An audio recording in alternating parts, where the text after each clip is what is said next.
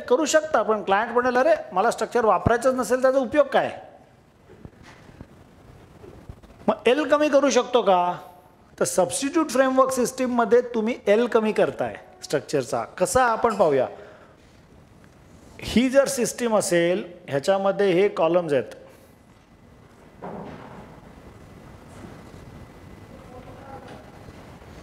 आणि ह्या one way slabs आहेत, ह्या अशा डिफ्लेक्ट होत आहेत.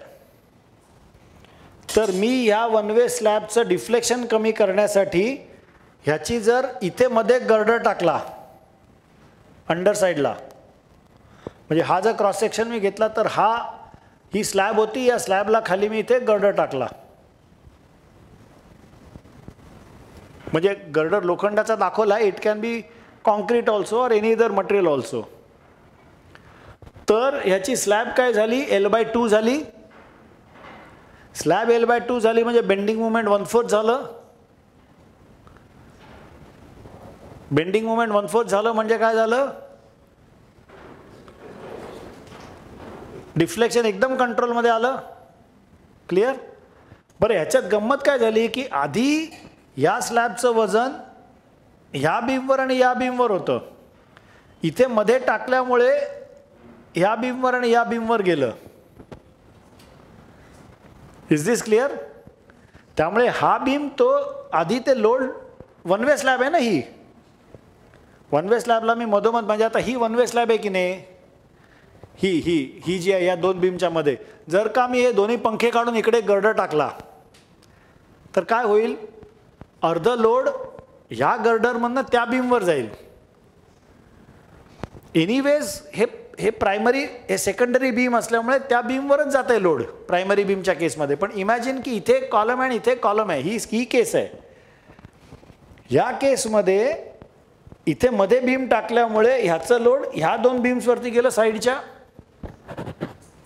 म्हणजे काय झालं, हे बीम्स जे डिझाईन नव्हते त्याच्यावरती आता लोड गेलं.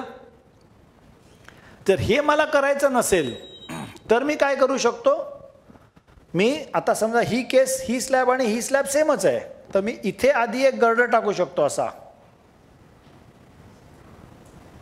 आणि मग या गर्डरवरती मी एक मध्ये गर्डर टाकू शकतो, जे तिकडे दिसतंय बघा. एक दुसरा बीम टाकला आणि त्या बीमवरती छोटे गर्डर्स टाकलेत.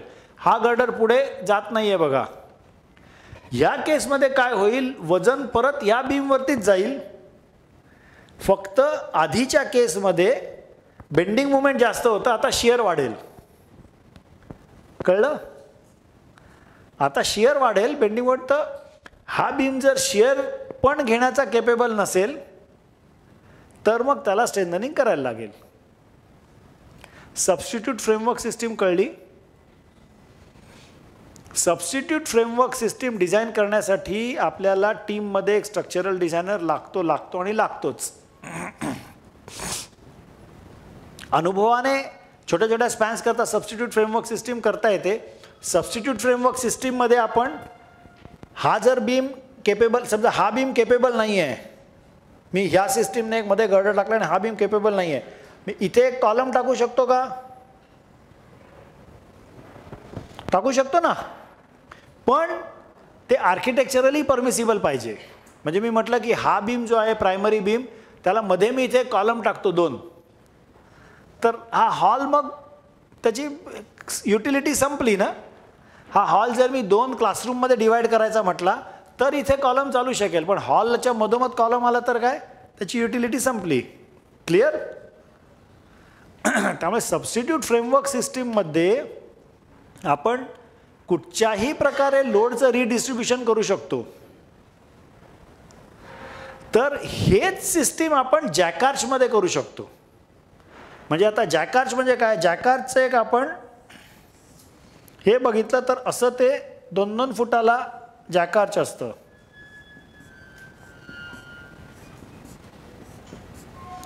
एक्स्ट्रीमली करोडेड आहे आणि मी पाडून नवीन करू शकत नाही जॅकार्च. तर मी ह्याच्यावरती असा गर्डर वेगळा टाकला तर त्या जॅकार्चचा, आणि इथे परत गर्डर टाकला तर माझं लोड जे आहे ते याच बीमवरती जात आहे.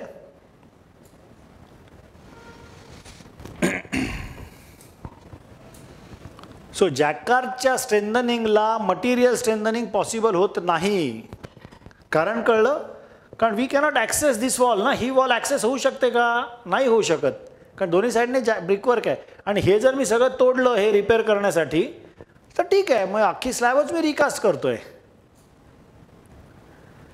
म्हणजे कित्येक ठिकाणी हा बीम अक्षरशः पापड झाला असतो किंवा पूर्णपणे आतून खाल्लेला असतो, ते तसंच उभं असतं कॉम्प्रेशनमुळे. हे का पडत नाही असा विचार करायची वेळ येते. पण ते उभं असतं, पण त्याला रिपेअरिंग जॅकार्डला ह्या गर्डरना होऊ शकत नाही. Repairing technique is only substitute framework system. हे का? हे कळलं? सबस्टिट्यूट फ्रेमवर्क सिस्टीम कळली? विल गो बॅक नाव.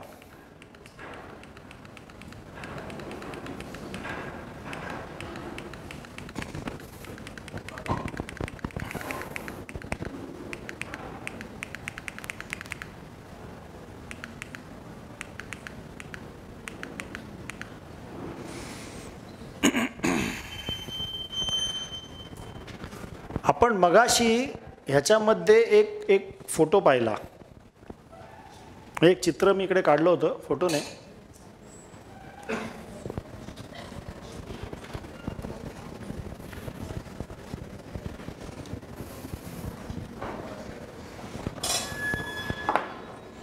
एक जर क्रॅक असेल तर ह्या क्रॅकला शर्ट फाटला तर आपण काय करतो? धावदोरा टाकतो ना. शर्ट फाटला तर धावदोरा टाकतो ना. तसा धावदोरा मी कॉन्क्रीटच्या किंवा म्हणजे ब्रिकवर्कमध्ये कॉन्क्रीटचा धावदोरा मी टाकू शकतो का? थिओरॉटिकली धावदोरा म्हणजे काय असतं? आपण इकडनं त्याला पंक्चर करतो, म्हणजे शर्ट जर इथनं फाटला तर इकडनं पंक्चर करतो, खालून दोरा घेतो, इकडनं बाहेर काढतो परत. सो आपली शूलेस कशी बांधलेली असते? शूलेससुद्धा धावदोराच असतं ना. बुटाची लेस असते ना कॅनव्हास शूजची, धावदोराच असते. तेच जर टेक्निक मी इथे वापरू शकलो, ते टेक्निक तिकडे दाखवलंय. हे जे असे हे दिसत आहेत, दीज आर पिन्स. ही पिन ही लोखंडाची पिन नाही. ही म्हणजे 8 mm चा बार, 10 mm चा बार, 12 mm चा बार, डिपेंडिंग ऑन लोड किती आहे त्या मॅसोनरीवरती. आणि ते आत घालण्यासाठी मॅसोनरीचा हा जो वॉल थिकनेस आहे, ही मॅसोनरीचा थिकनेस आहे इन प्लॅन. आणि मला इथे ही क्रॅक स्टिच करायची आहे. प्लॅनमध्ये ही क्रॅक मी अशी दाखवतोय. तर मी इथे असं 100x100 चा कट मारीन, ज्याची लांबी ही अशी 600 mm आहे. समजा 600 mm. इथे किती लिहिले आहे का लांबी? हे काय वाचता येते? 300 mm असेल, 400 mm असेल, डिपेंड्स. नंतर ह्याच्यामध्ये मी इथे एक होल मारलं आणि इथे एक होल मारलं. हे ॲक्च्युली हे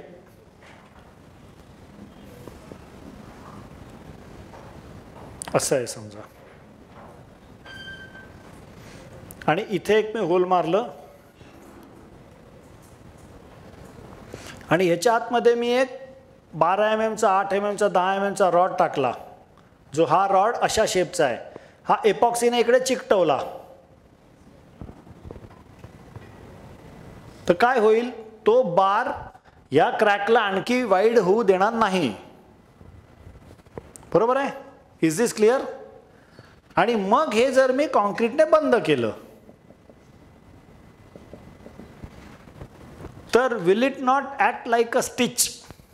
धावदोऱ्याला दोरा आहे ना, दोराच्या ऐवजी इकडे माइल्ड स्टीलचा बार आहे.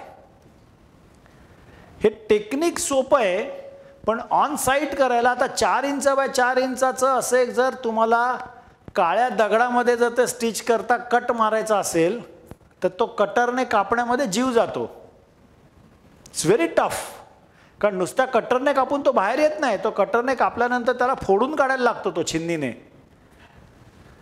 त्यामुळे stitching is a technique which is theoretically very easy to understand but practically very difficult to execute.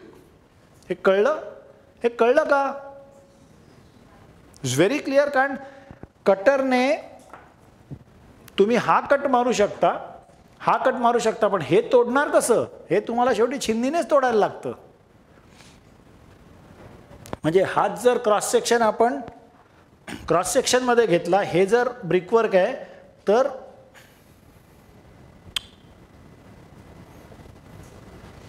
100x100 असं करायचं आहे. आणि ह्याच्या आतमध्ये स्टीलचा बार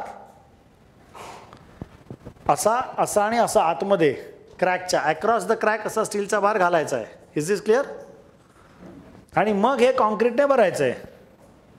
M20 ग्रेड कॉन्क्रीट टाका, M15 ग्रेड कॉन्क्रीट टाका, डिपेंडिंग ऑन तुम्ही कुठल्या कोस्टल एरियात त्या जवळ आहात, दूर आहात.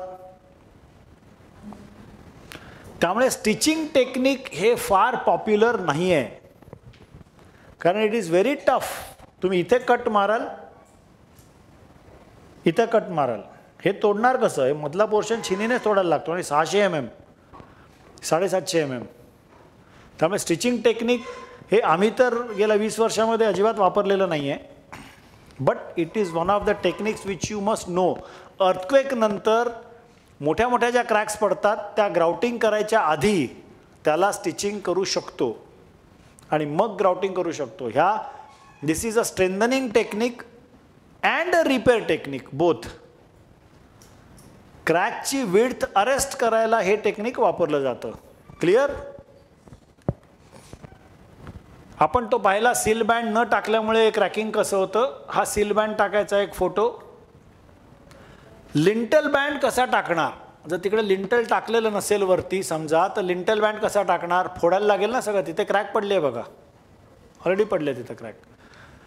तर ते न टाकता त्याच्याऐवजी आपण काल जे बोललो वेल्ड मेश मारून त्याला जर प्लास्टर केलं तर लिंटल किंवा सील दोन्ही बँड्स अरेस्ट होऊ शकतात क्रॅकिंग त्याचं. हे क्लिअर झालं? काल आपण बोललो याच्यावरती. Is this clear? Can I proceed? Yes मध्ये काय दम नाही दिसला तुमच्या. हां, same is a corner band. Corner band म्हणजे काय? इकडनं 750 किंवा 1 मीटर कसंही. Corner band, seal band, lintel band हे सगळे लोड बेरिंग आणि नॉन लोड बेरिंग स्ट्रक्चर्सला अर्थक्वेक रेजिस्टन्स करता अत्यंत महत्त्वाचे असतात. हे क्लिअर आहे? कारण earthquake is a horizontal force. गंमत बघा, एक विचार करा. मी म्हणालो की ही क्रॅक जी आहे ही नॉन स्ट्रक्चरल क्रॅक आहे. इथे क्रॅक पडली आहे, नॉन स्ट्रक्चरल क्रॅक आहे का? इथे क्रॅक आहे का? अशी दिसते? असायलाच पाहिजे. हां, ही काय? ही जी क्रॅक आहे ही मी म्हणालो नॉन स्ट्रक्चरल क्रॅक आहे. का म्हणालो मी नॉन स्ट्रक्चरल क्रॅक आहे? कारण प्रिडॉमिनंटली लोड व्हर्टिकली डाऊनवर्ड्स आहे आणि these walls are suppose to be non load bearing. बरोबर आहे? अर्थक्वेकमध्ये काय होईल? these cracks will become active. कारण अर्थक्वेकमध्ये ब्रिकवर्कवरती सुद्धा लोड येणार आहे आणि त्यावेळेला हे brickwork will act fragmented. Fragmented म्हणजे 2 तुकड्यात 3 तुकड्यात. आता हा तुकडा त्याचा वेगळा ॲक्ट होईल आणि इकडनं खालचा तुकडा असेल तो वेगळा ॲक्ट होईल. कळलं? ह्या क्रॅकिंगमुळे हा पीस वेगळा ॲक्ट होईल आणि हा खालचा पीस वेगळा ॲक्ट होईल. कळलं ना? त्याची नॉन युनिफॉर्मिटी म्हणजे ज्याची होमोजिनिटी गेली, ऑलरेडी इंटिग्रिटी गेली आणि त्या केसमध्ये हे क्रॅकिंग मॅनिफेस्ट होऊ शकतं, इन्क्रीज होऊ शकतं. आणि त्याच्याकरता हे bands, corner bands, load bearing स्ट्रक्चरला corner bands are extremely important. कारण स्ट्रक्चर कॉर्नर डिसलॉज का सगळ्या तिथं शब्द वापरला होता ना आपण. काय शब्द होता काल तो वापरलेला? सो कॉर्नर फुटू शकतो स्ट्रक्चरचा अर्थक्वेकमध्ये. तर हा जर बँड वापरला असेल तर तो कॉर्नर एकमेकांना धरून राहतात 2 भिंती. हे कळतंय ना? अतिशय सोपं आणि व्हेरी लॉजिकल थिअरी आहे ही. असं जर आत आणि बाहेर जर दोन्हीकडनं आपण एल शेप्ड, आतून आणि बाहेरून दोन्हीकडनं असं एल शेप्ड आपण भिंतीला लावलं तर काय होईल, भिंतीचा कॉर्नर पकडलेला राहील ना. सिंपल. Shall I proceed? कारण हे बांधायचं टेक्निक सेमच आहे. वेल्ड मेश प्लास्टर ओरिजिनल काढायचं, वेल्ड मेश मारायचं आणि प्लास्टर करायचं. ओरिजिनल प्लास्टर नसेल तर काही नाही, नवीन प्लास्टर तेवढ्याच पोर्शनला करायचं. दिसायला वाईट दिसतं, पण that is okay, you can save a structure. कारण अर्थक्वेक नंतर काय होतं, 10,000 हजार स्ट्रक्चर्स किंवा 50,000 हजार स्ट्रक्चर्स तुम्हाला रिपेअर करायचे असतात. तिथे प्रत्येक ठिकाणी तुम्ही ॲस्थेटिक्स आणि हे सगळं नाही बघू शकत. You have to give a decision की बाबा हे एक तर पाडून नवीन करा किंवा हे स्ट्रेंथनिंग करा, त्याच्यामध्ये इंट्रोड्यूस करा.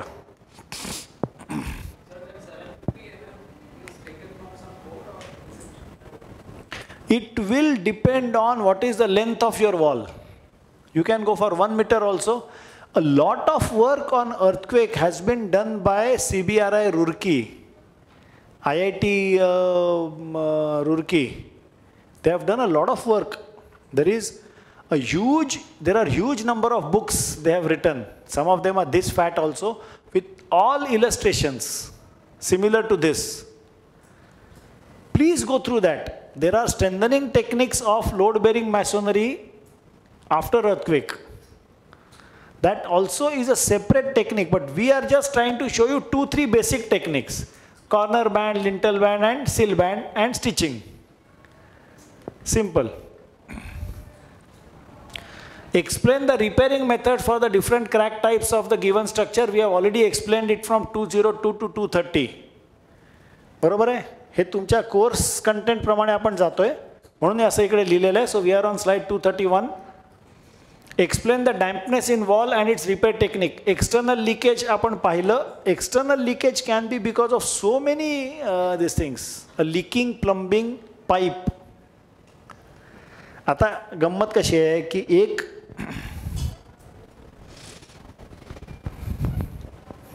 in a wall, a plumbing pipe many a times is half buried in the wall. हे बघितलंय? प्लंबिंगचा पाईप जो असतो, ही जर भिंत असेल तर प्लंबिंगचा पाईप बऱ्याचदा असा असतो आणि तो जर इकडनं लीक होत असेल तर he has already crossed the protective barrier of external plaster. So brickwork will easily absorb. तर ह्याच्यामध्ये काय सोल्युशन देणार?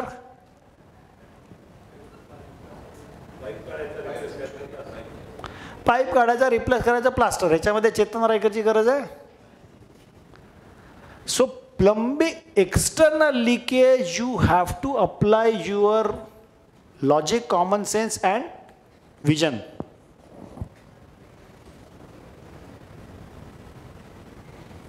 अशा कितीतरी केसेस. ही विंडो आहे, ॲल्युमिनियमच्या विंडोचा हा बॉटम क्रॉस सेक्शन आहे आणि हे ब्रिकवर्क आहे आणि हे एक्सटर्नल प्लास्टर आहे.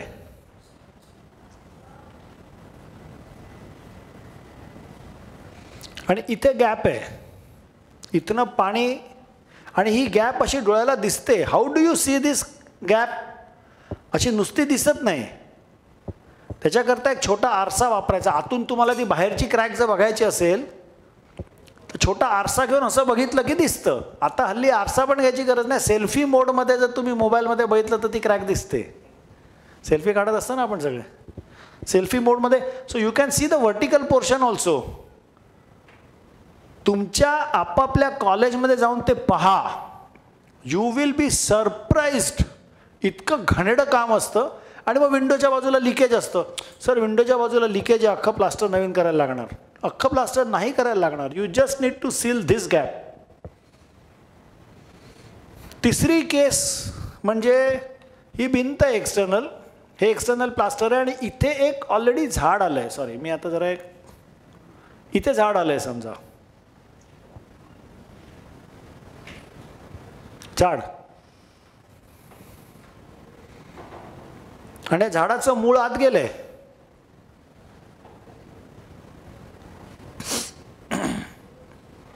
पाणी आत जाणारच. काय करायचं याच्यामध्ये? आहे माझी गरज. झाड काढायचं, पण मुळासकट काढायचं. झाडाचं मूळ जर झाड 6 इंच ते 1 फुटाहून जास्त झालं तर it is practically impossible to remove root. पिंपळाचं वगैरे झाड असेल तर त्याचं मूळ इतकं स्ट्रॉंग असतं तर त्याला हिंग किंवा कुठच्याही प्रकारचं विडीसाईड, कुठच्याही पेस्ट कंट्रोल एजन्सीकडे विडीसाईड्स असतात. झाड कापायचं त्याच्या बुंध्याला, म्हणजे झाड तुम्ही इकडनं कापलत ना, ह्याचा एनलार्ज व्ह्यू काढला, हे प्लास्टर आहे त्याच्यामध्ये हे झाड आहे, हा बुंदा आहे त्याचा, आणि इथे खाली मुळं आहेत त्याला. तुम्ही इथनं कापलत ते की इथे त्याला हिंग किंवा विडीसाईड्सचं एक इंजेक्शन द्यायचं किंवा त्याच्यावरती ओतायचं. लोक ॲसिड ओततात तर मरत नाही झाड त्या ॲसिडने. झाड येतं का? सगळ्यात पहिलं 2 गोष्टींमुळे. एक म्हणजे पक्ष्यांच्या विष्ठेतनं अनडायजेस्टेड सीड्सने येतं किंवा त्यांच्या पायाला पकडून ते येतं. आणि जिथे ओलावा मिळतं तिथे झाड रुजतं. A plant will start growing only if there is a wetness for some time, म्हणजे during monsoon or leaking plumbing joint or moist plumbing joint. So you will find most trees or plants originating along plumbing lines or cracked parapet wall. So first and foremost thing is you must remove a plant as soon as you see it. स्कॅफोल्डिंग करायला लागतं. 4थ्या मजल्यावर आहे, 12व्या मजल्यावर आहे, काय करणार? Or use the rock climbers and train them to remove. Clear? You can say की अरे स्कॅफोल्डिंग करायला लागतं तर लागतं, काय करणार? ते जर झाड वाढलं तर आज जे काम 2 पैशात होणार आहे, तर उद्या काम 20 पैशात होणार आहे आणि परवा 2 रुपयातच होणार आहे. There is no self healing technique as far as all these cracks and crevices are concerned. Now I'm sure somebody will ask me की सर सेल्फ हिलिंग कॉन्क्रीटबद्दल आम्ही वाचलंय. थिअरॉटिकली सगळं बरोबर आहे, प्रॅक्टिकली काही नसतं तसं. अजून ते साईटवर यायला 10 वर्ष लागतील, 20 वर्ष लागतील. तोपर्यंत जे मी सांगतोय ते करा. There can be several. Also external leakage can be external seepage. आपण पाहिलं प्लास्टर का खराब असतं, लिकेज, सीपेज आणि रायझिंग डॅम्पनेस पण आपण पाहिला ना. हे बरेचसे फोटोज आहेत. Black cotton soil. Black cotton सॉइलबद्दल किती लोकांचा अनुभव आहे, चांगला वाईट? Black cotton soil is expansive soil. म्हणजे ते पावसाळ्यात स्वेल होतं, उन्हाळ्यात सुकतं. म्हणजे काळी कसदार माती जी असते ना, जी पिकाला चांगली पण शेतीला चांगली आणि बिल्डिंग कन्स्ट्रक्शनला वाईट. आता ब्लॅक कॉटन सॉइलमुळे 2 प्रकारचं डॅमेज होऊ शकतं. एक म्हणजे प्लिंथ बसू शकते, खालतीवरती होते किंवा अख्खं स्ट्रक्चर खालतीवरती होतं. कारण काय असतं की हेच काढतो मी,